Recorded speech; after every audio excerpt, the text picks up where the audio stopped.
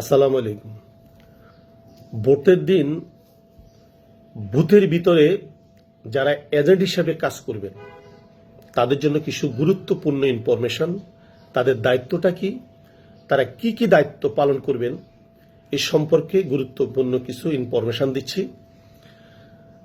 বিভিন্ন দলের পক্ষে যারা এই এজেন্ট হিসেবে থাকবেন প্রত্যেকের জন্য এই ইনফরমেশনগুলো গুরুত্বপূর্ণ।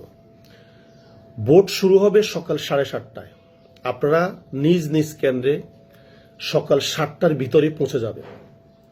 যে জিনিসগুলো আপনার সাথে নেবেন সেটা হচ্ছে আপনারা নাস্তা নেবেন, পানি নেবেন এবং যে বুথে আপনি অবস্থান করবেন সে বুথের ভোটার তালিকা, কলম এবং অবশ্যই একটি সাদা কাগজ আপনি সঙ্গে নেবেন। সাদা কাগজটা কেন নেবেন এই জিনিসটা একটু ভালো করে শুনেন। ভোট শুরুর আগে সহকারী প্রিজাইডিং অফিসার আপনাকে সাদা ব্যালট বাক্স দেখাবে আপনাদেরকে। সেই ব্যালট বাক্সটা একটা প্লাস্টিকের লক করা থাকবে। ওই লকের উপরে একটা লকের নাম্বার থাকবে। প্রত্যেকটি এজেন্ট অবশ্যই সে লকের নাম্বারটি আপনি সাদা কাগজে টুকে রাখবেন যে এই ব্যালট বাক্সটি কত নাম্বার। ওই লক নাম্বারটাই অত্যন্ত গুরুত্বপূর্ণ।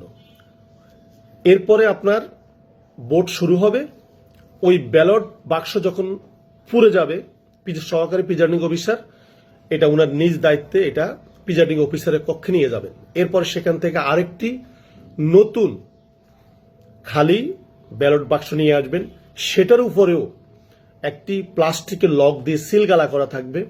সেই লকের মধ্যে একটি নাম্বার থাকবে, সেই নাম্বারটি আপনি টুকে রাখবেন।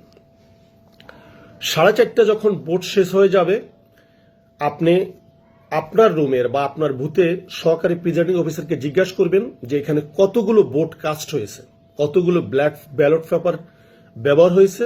উনি আপনাদেরকে সংখ্যা বলবে, সে সংখ্যাটা আপনারা টুকে রাখবেন।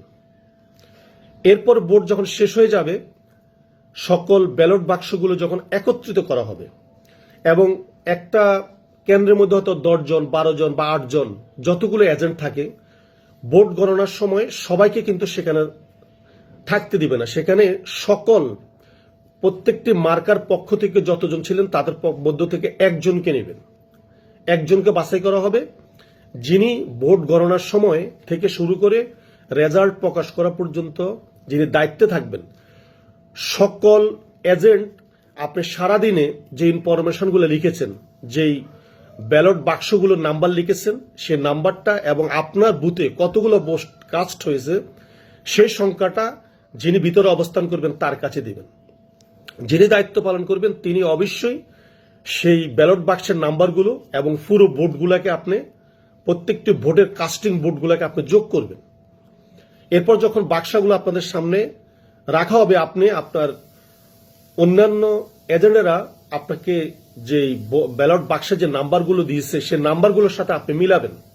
এটা এই জন্য গুরুত্বপূর্ণ অতীতের অভিজ্ঞতা থেকে যে এখানে অন্য কোনো বাক্সা আপনাদের অগোচরে কেন্দ্রের ভিতরে ঢুকেছে কিনা। আপনি যখন ওই নাম্বারটার সাথে মিলাবেন তখন আপনি সহজেই সেটা ধরতে পারবেন যে এই ধরনের কোনো বক্স আপনার গোপনভাবে সেই কেন্দ্রে সরবরাহ করা হয়েছে কিনা। এরপর যখন ব্যালট বাক্সগুলো একে একে খোলা হবে, আপনি যদি কোনো কমপ্লেন দেন যে এই ব্যালট বাক্স এখানে এই ভোট কেন্দ্রের নয়, তখন কিন্তু কোনো অবস্থায় তিনি সেটা খুলতে পারবেন না। একজন এজেন্ট যদি আপনার বলতে পারে। এরপর যখন ব্যালট বাক্স থেকে ব্যালটগুলো খোলা হবে এবং 100 পেজের 100টা ব্যালটের একটা বান্ডিল করা হবে। এভাবে বান্ডিল করার পরে আপনাদেরকে জানানো হবে যে এই কেন্দ্রে এত হাজার ভোট কাস্টিং করা হয়েছে।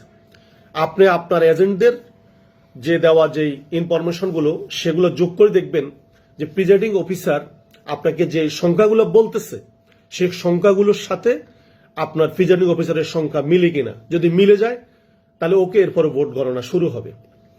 এটা হচ্ছে গুরুত্বপূর্ণ ইনফরমেশন। আরেকটি ইনফরমেশন হচ্ছে প্রত্যেকটি ভোট কেন্দ্রে প্রায় 10% ভোটার থাকে খুবই বয়স্ক। তা যাদের বয়স 70 বছর, 80 বছর, এরা হয়তো 5 বছর অন্তর বা 10 বছর অন্তর একবার ভোট দিতে আসে।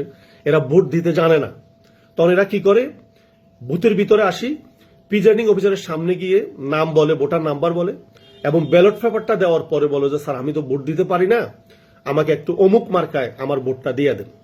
তো অনেক সময় দেখা যায় যদি দুষ্ট প্রকৃতির সহকারী প্রিজাইডিং হয়, তিনি কি করেন, তার হাতে সিলটা নিয়ে তিনি তার পছন্দের একটা প্রতীকের মধ্যে ভোটটা দিয়ে দেয়। এটা অনেক ক্ষেত্রে আমরা দেখেছি। এই জিনিসটা একজন এজেন্ট, আপনি অবশ্যই সেটা খেয়াল রাখবেন যে উনি যে মার্কায় ভোট দিতে বলছে, সহকারী প্রিজাইডিং অফিসার সকলের সামনে সে মার্কার মধ্যে ভোটটা দিচ্ছে কিনা।